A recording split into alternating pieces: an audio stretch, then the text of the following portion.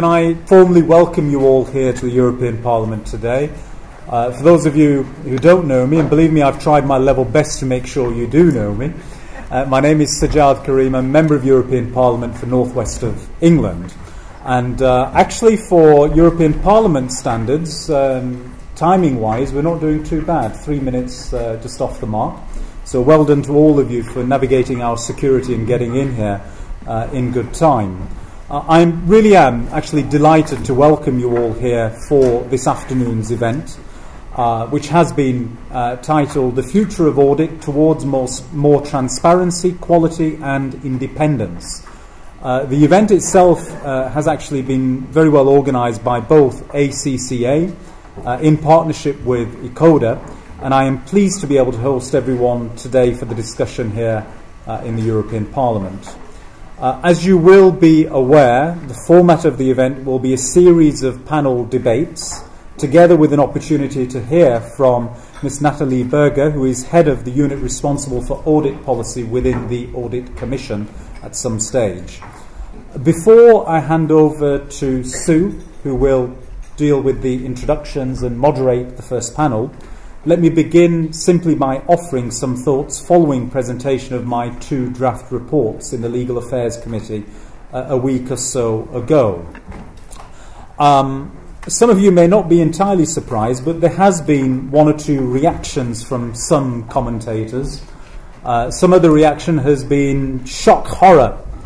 MEP doesn't completely agree with the Commission on this one.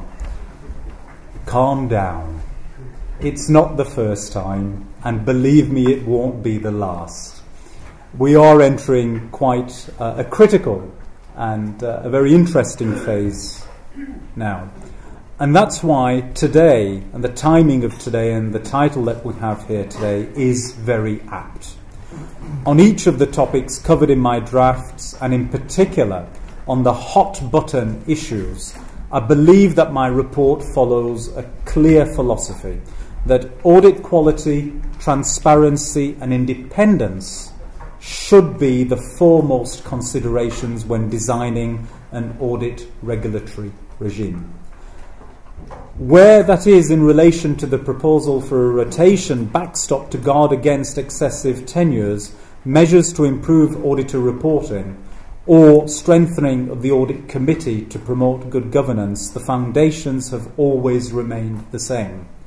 It is important that these structures work well together, acting as positive feedback to bring out the qualities that underpin the direction of our reforms.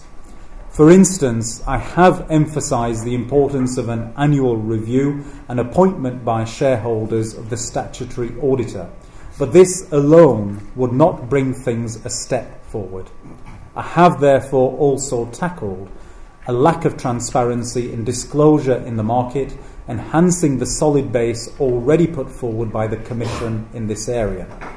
By combining greater information and availability of insight into the audit market with a reinforced opportunity to engage, I expect to see a much stronger attitude of engagement from shareholders and investors when it comes to a company's auditor engagement, as they find themselves much better placed to critically assess and comment on what they want to see from their auditors. On other issues, I do agree with the Commission that there are benefits to setting out very broad guidelines of what we expect from companies and from their auditors. I have therefore sought to align many of these provisions with the approaches taken internationally in this regard, to again be complementary and forward-looking. Non-audit services is perhaps the most controversial of these areas where I believe international convergence makes sense. After all, many of the companies who are to be classified as PIEs operate beyond the borders of the EU. We must, however, remain conscious of the variance between our domestic companies and the markets in which they operate, and a one-size-fits-all solution throughout could end up representing a bad fit for all. Looking beyond the blacklist of services, I view the involvement of the Audit Committee in the approval of all other non-audit services to be absolutely essential. Transparency is not only needed for outside interests, but also to the fullest extent where Audit Committee is involved. And in relation to non-audit services, they obviously have a key role. Turning now towards communication and the involvement of wider stakeholders, it is important to note that we as the ECR are truly leading this reform, as Kay Swinburne is drafting the opinion being provided by the Economic and Monetary Affairs Committee. Kay has focused on the areas of special importance to her committee in this debate in view of the competences of our respective committees. Of course, for both Kay and I, the hard work is only really just about to begin. But I was very encouraged by the debate in the Legal Affairs Committee 7 days ago, which involved familiar faces to this debate and also new voices who are keen to engage. And I want to encourage them. Debate on some elements of proposal remains in its infancy, and I will be particularly keen to hear today thoughts on how to improve auditor reporting. No pressure, Dan, as we go forward, so that when we reach the end of the process, we are confident that the core structure we have agreed upon really will deliver improved quality reporting for investors. I also look forward to discussions on market structure.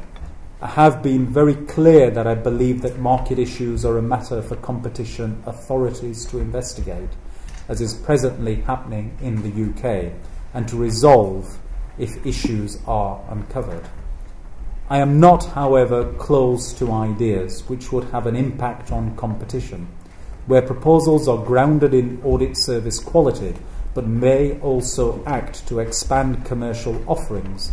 These should not be dismissed out of hand, but considered fully. And I know my colleague Sebastian has some interesting ideas in this respect, and hopefully he may share some of them with you later. Having hopefully provoked the debate a little this afternoon yet again, I will now hand over to Sue, Technical Director at ACCA, who is responsible for moderating the first panel discussions. And as I do that, may I also offer my apologies in that I will disappear at some stage very soon with a hope to getting back before you conclude the event later today. Thank you, sir.